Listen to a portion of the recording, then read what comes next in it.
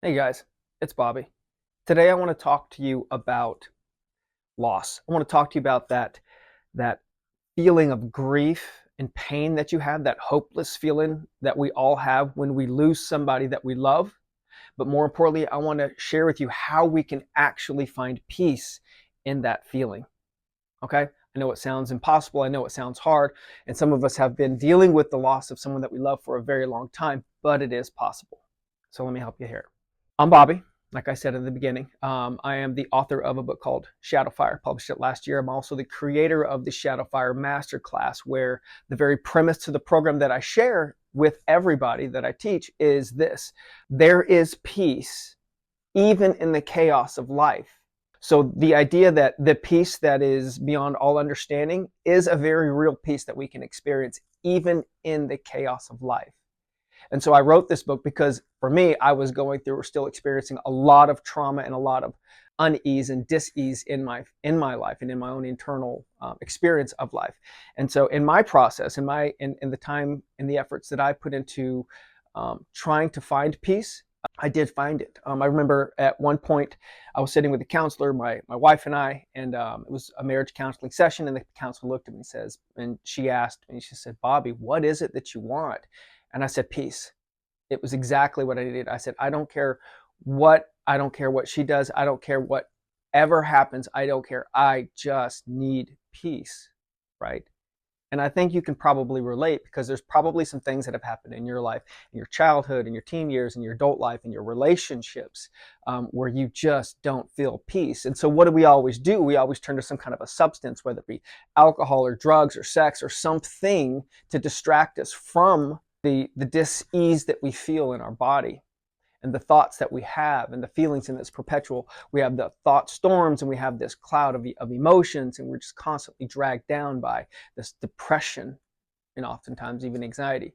And so what I want to share with you in this video is I want to take a very real experience, the loss of someone you love, whether it be a friend, a spouse, a father, a mother, a child, and I want to show you how there is peace even in that. Okay, so there's a couple questions that we have to answer. The first question we have to answer is, who am I? And this is the premise behind the book and the program that I share, and it's answering this question that most of us, I don't know, we really take the time to answer. Let's answer this first. Am I the body? And when I say the body, I mean, am I the brain, the heart, and all of the flesh, and all of this sense experience that we have of life? Well, I think that's pretty obvious answer is when we do pass, or when someone passes, what's left behind? The brain, the heart, the flesh. Well, that's a fairly easy question to answer considering when we do pass, what's left behind? All of that. So we know we're not the body, and it's not to demean the body because the body is a very real part of who we are, but it's not all that we are. It is how we experience the world that we live in. And so it's very important. And we were created to experience the world, to have all of the felt senses, the beautiful things to look at that make us recognize what beauty actually is, the heartfelt selflessness that we feel when we have real love in our life, the cold, the hot, all of it, things we hear, the beautiful music, all of these things we were meant to experience because they're beautiful, but we also feel and experience the things that aren't beautiful. We experience the brokenness, the hopelessness, right? So while it is a very real experience, life itself and the things that happen in life are very real, it's not who we are. That is an aspect of our experience of who we are, but it's not who we are, okay? So am I the mind, right? Am I the mind? Well, the question to that also is no. So the mind is where all the beliefs are planted. And so what I share in the book, as well as what I share in my program that I teach, the masterclass, is that the learned self, which is the body, is all of the well, here's the question. Here's the best way to look at it. If I were to ask you this simple question, share with me one event, one season in life that has shaped who you are today. You're probably reflecting right now to maybe your childhood or maybe your teen years, or an experience, a loss, a relationship that has shaped you. Let's say maybe you had some childhood trauma. Let's say there was some abuse involved. Let's say there were some assaults involved. You're probably a very protected, guarded person. You don't let people in, right? Maybe you had a very wonderful childhood and you had a lot of great relationships, and today you are a very lively person and you build relationships and you're very good at connecting people. So all of these things are things that have shaped who you are today. They are learned aspect of your identity, learned aspects of your identity, but they're still not who you are because those pass when the body passes. So the learned identity is very much the body. It's who you've learned to be based on all of the experiences that happen in your life. But they are not eternal. So therefore, they're not who you actually are. So behind the learned identity is the mind. The mind is relatively, and it's a mystery. But I will say this: the mind exists behind the learned identity, and all of those experiences in life that you have, that you've learned to be, that have taught you to be, they get planted in the mind as beliefs. And so now when you experience certain things in life, they get filtered through your beliefs, and then you have thoughts, and then you have emotions, and then you have action. So when you are that person who's guarded and protected because you experienced some level of trauma or abuse when you were a child, and you're a very closed off person, you don't want to let people in because there's danger in that, right? The beliefs that you have about not being safe, having to protect yourself, they become the lens from which you see everything in life. And so the events that happen now as an adult get filtered through those beliefs. They create the thoughts of protect yourself, that person's dangerous, can't let that person in. The emotions of anxiety, the emotions of dread, the emotions of pain and fear, right? And it turns into your behavior or lack of behavior or lack of interaction, right? And so that's the learned self. Behind the learned self is the mind, where all of these beliefs based on the experiences that you have in life become the lens from which you experience life. But again, that's not who you are. That's not who any of us are, right? And so what's behind all of that, right? So if we're not the body, if we're not the mind, consciousness, the great question of science of what is consciousness?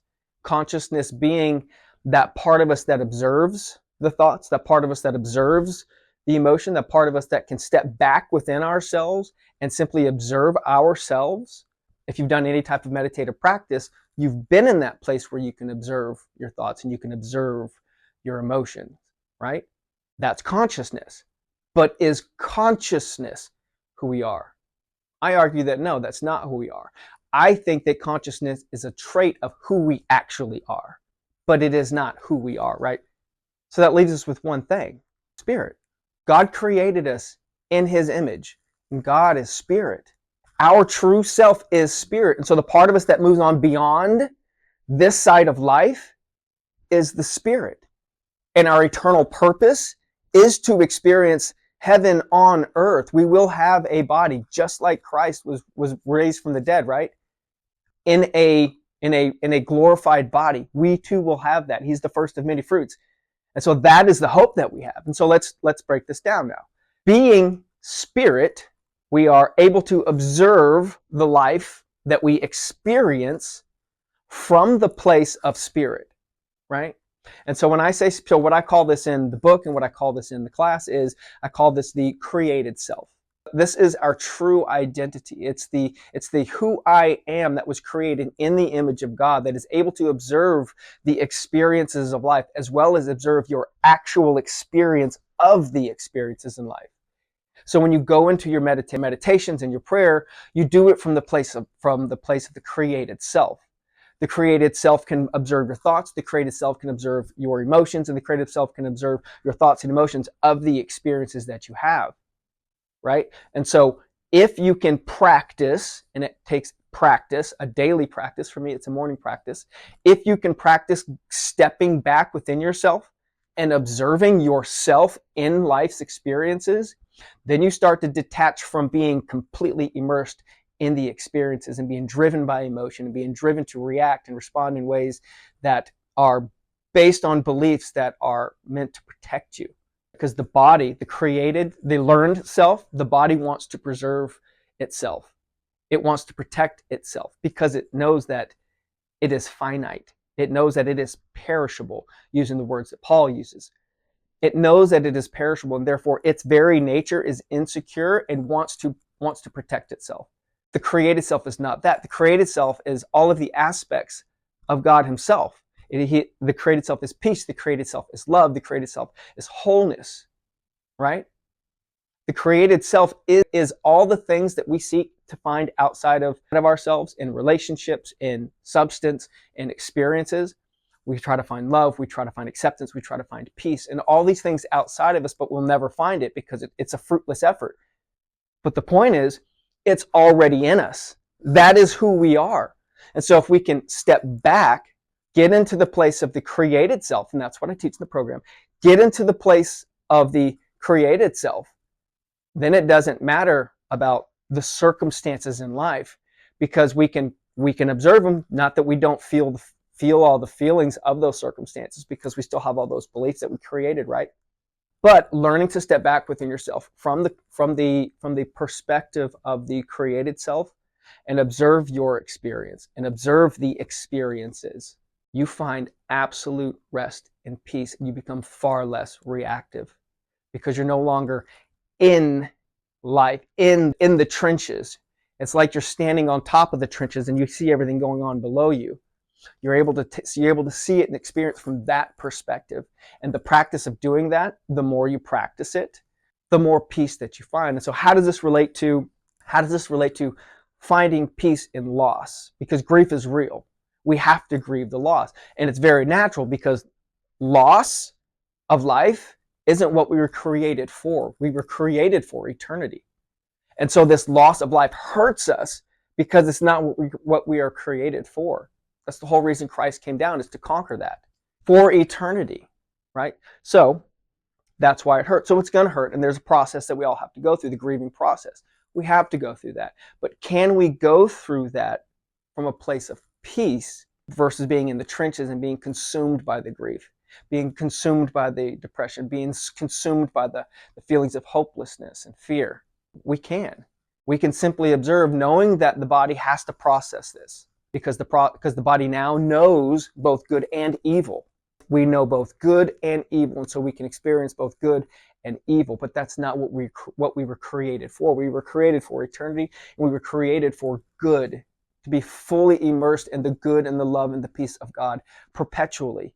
And that is our eternal reality. But right now, on this side of life, we have to experience both good and evil, because that's where we're at. That's the age we're in. But that transition that we grieve over isn't the end. The hope that you have is knowing that what's on the other side of that is eternity, is what we were created for. And so when we do lose that person that we love, when we do lose whether it be the spouse or the child, even, God forbid, or a friend, we can have hope. We can experience the loss, we can experience the pain, but we have hope in knowing that they're already on the other side of eternity. Paul talks about this in his Discourse of the Resurrection in 1 Corinthians chapter 15. If you've not read it, it is transformational in itself. And he talks about it and compares it to sowing a seed. And he says, that which is sown must perish. That which is sown that is perishable cannot become the imperishable. It has to die in order to become imperishable. And so this is the age that we're in. Right? We have the hope of eternity, and we have the hope of eternal peace and love and all the things that we were created for. And we can experience that peace, and we can experience that love, and we can become that peace and that love for others when we ourselves begin to practice stepping back, stepping out of the trenches of life and observing it. Because you can observe yourself and the experience you're having of the experiences, and you can observe the experiences, right? And so what I want to do is I want to share with you a quick little practice. And this is just going to be something you can do right now, that I want to see if I can help you create that space, because that's the first thing that we have to do first, is become aware of ourselves and then create that space. And so what I'm going to ask you to do is simply close your eyes. Now, with your eyes closed, just kind of pay attention to your breathing. We're going to relax the body. Imagine the air coming in, feel it coming in through your nostrils, filling it all the way down into your belly, and then breathing it back out. Just take a few breaths.